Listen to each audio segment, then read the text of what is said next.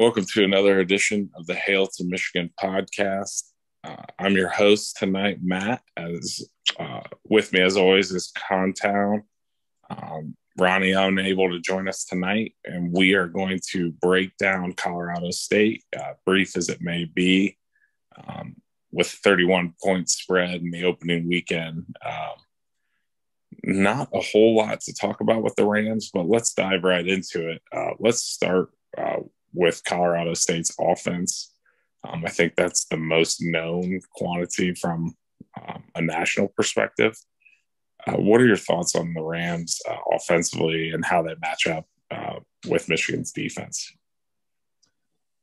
Yeah, so I do think this is the best team, if you can call any of them best, of the three non-conference opponents for Michigan, and they should be carried by the offense. Probably, Norvell comes over from Nevada, where he has successfully taught the air raid for many seasons. And with him, he brings his not his starting quarterback last year, but a quarterback that they recruited for that system and that has had at least 1 year under his belt.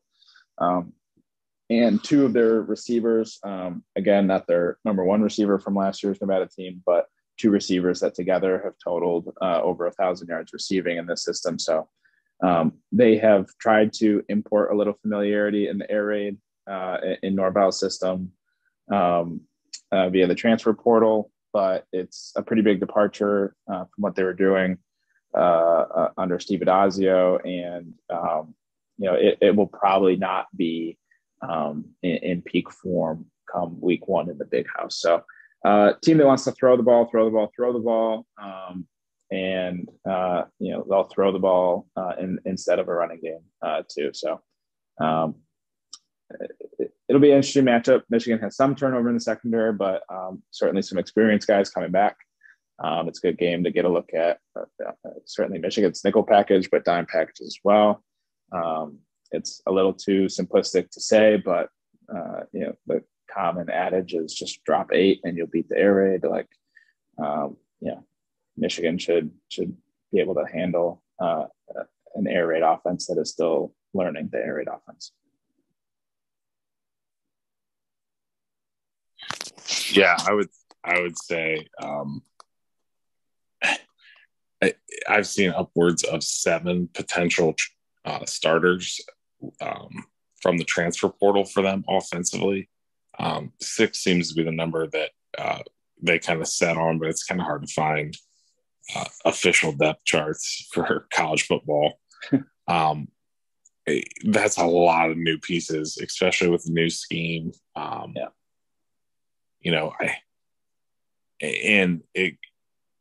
It's not going to be as easy this year. When we would talk about Michigan's defense, it would be, or the opposing offense more so, it would be, do they have anyone that can blockade? If the answer was no, then the defense was going to control the game. Michigan doesn't quite have that defensively, so I don't think they'll dominate as much, especially early. I think they'll be feeling out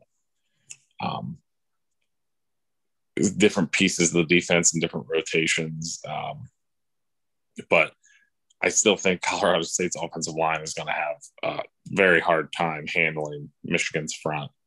I think they'll get a few nice drives together. I mentioned prior to recording that I thought they would get one, what I would call real touchdown, and then one, whether it be a fluky play or a garbage time touchdown. I think they will put some points on the board, but I don't think it will be they'll have too much success against Michigan's defense in the big house. So switching over to Colorado State defense, I think it's even tougher to project them on that side of the ball. Norvell being an offensive guy, I think we know, at least from a style standpoint, what we're going to get. Defensively, it seems a little bit more up in the air. In terms of a ton of transfers again, but they seem to play kind of a standard base nickel that many college football teams are adapting now. But what are your thoughts on Colorado State's defense and where Michigan can look to attack them? So you mentioned on offense, but the transfers are the name of the game on Colorado State defense as well. I think they have 5 or 6 new guys in the secondary from last year. Most, they run a 4-2-5. Most of those 5 defensive backs are going to be first-year players at Colorado State, new transfers. So it seems like Michigan should also be able to run the ball well. I mean, just Michigan's offensive line, what we think we have there in the running game, just the size and talent of Colorado State up front won't be enough to hang with Michigan up front. So it'll be interesting to see how Michigan balances the offense. But I would expect there to be some coverage busts with transfers playing in their first game in this scheme. And would certainly like to see Cade air it out a bit. You'd like to see a balanced attack because I think Michigan should be able to overpower Colorado State on both fronts. But the turnover should be turnover in the secondary for Colorado State should be especially concerning. They were pretty good at getting to the passer last year, actually, but the kind of the dude that they had, Scott Pachan, I don't know how to say his last name, but He was actually one of the best pass rushers in the country last year, and he's gone. So they bring in a DN that we saw from Rutgers, Oniichi, and they're hoping he can replace some of that production in rushing the passer, but certainly unlikely to replicate that. So should be a good day for the Michigan offense. Yeah, they do bring back both linebackers.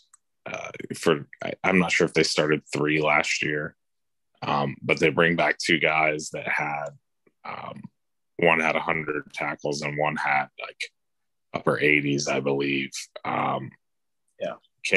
Carter and Jackson. Yeah, Carter had 100 and Jackson had 84.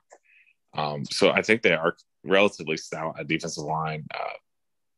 You are at linebacker, excuse me. You mentioned the big loss in the defensive line.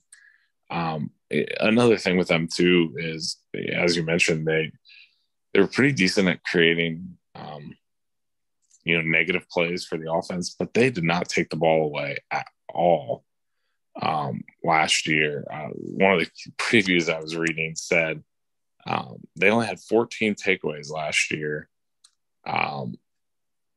and 8 of them came in 3 games. Not big at taking the ball away. I think Michigan will have quite a bit of success through the air against them with just so many new pieces. As you mentioned, the coverage busts, I think, are likely for them. So should be pretty comfortable day for the offense, I would think. And obviously they're going to work to get the run game going as well. So I'm expecting a big day from the offense, really the first 3 weeks. If there's any big portion of the game where the offense is struggling, we may have to temper expectations a little bit because the expectations on offense for Michigan are sky high. So I'm expecting a big day from the offense and a lot of success through the air. Anything else on offense or defense for Colorado State? Not really too important, but kind of interesting. Their quarterback, Clay Millen, is actually the brother of the quarterback we'll see, or a quarterback that we could see for UConn too. Don't know if that's ever happened before, but UConn will probably start the Penn State transfer, but I think the number 2 will be Colorado State quarterback's brother. These are the things you have to find to talk about in Michigan's non-conference schedule this year. Yep, it's you're really looking for anything you can get. It's it's just not with any of these teams, even with like the directional Michigan, you at least are familiar with some of the guys from high school. It's like Colorado State, the guy we've heard of most would be the Rutgers transfer. I mean, it just, and Hawaii's going to be that. And with, if they're anything like normal, it'll be some pretty difficult name pronunciations there for the Hawaii game. I always feel bad for the PA announcer anytime we play Hawaii at home. But score predictions for Saturday. I am going to go first because I said it first in our text today, and we are way too close. So 49-14. I think Michigan will put up a good amount in the first half, and we'll see quite a bit of backup time in the second half offensively. And I think the defense, like I said, one real touchdown and maybe one garbage time touchdown. So 49-14 Michigan. I've got 49-17. I'm going to give Colorado State a sad field goal at some point. But yeah, same thing. I think they'll get a real drive, maybe a sad field goal before halftime, and then a garbage time touchdown. But I think 49 is probably the right number for Michigan. And I believe Ronnie had a predicted score of 52-24. So a little more offense from Ronnie's point of view, but and I think the closest spread of all of us as well. Ronnie taking Colorado State against the spread, but we all see 4+ score wins. Yeah, I thought about going a little bit higher on offense, but just kind of first game mistakes or maybe some misses in the passing game. I think it could be a little bit higher offensively. But overall, I think that's kind of right in line. We do have some prize pick numbers if you want to hit a couple prize picks. Sponsor the pod and see Blake Corum over under 107.5 rush yards. Nice. I was going to make them up and was going to go a little higher there. So over. Yeah, that seems like an easy over for me. I know they'll split carries, but I still think that's an easy over. Ronnie Bell over under 68.5 receiving yards. I'll say under there. I think it'll be spread a little bit more in the passing game. I think that'll impact him. And I don't see him having two big ones, so I'll say under there, but not by much. Yeah, I agree. He hit the 176-yarder in the opener last year, but I agree. I think spreading it out will stay under. Last one, over under Cornelius Johnson, 4 receptions. I'll say over. Maybe only by 1, but over. I'll go under, and I'll take the even number push protection here. I'll go under 3 or 4. Probably seems right with how much they'll spread around and run the ball. Make the most of those 3 or 4. Yeah, I was kind of thinking 3 to 5, and so the smart better would, if that's what you're thinking, would bet the under, like you said, with the push protection, but we'll say over.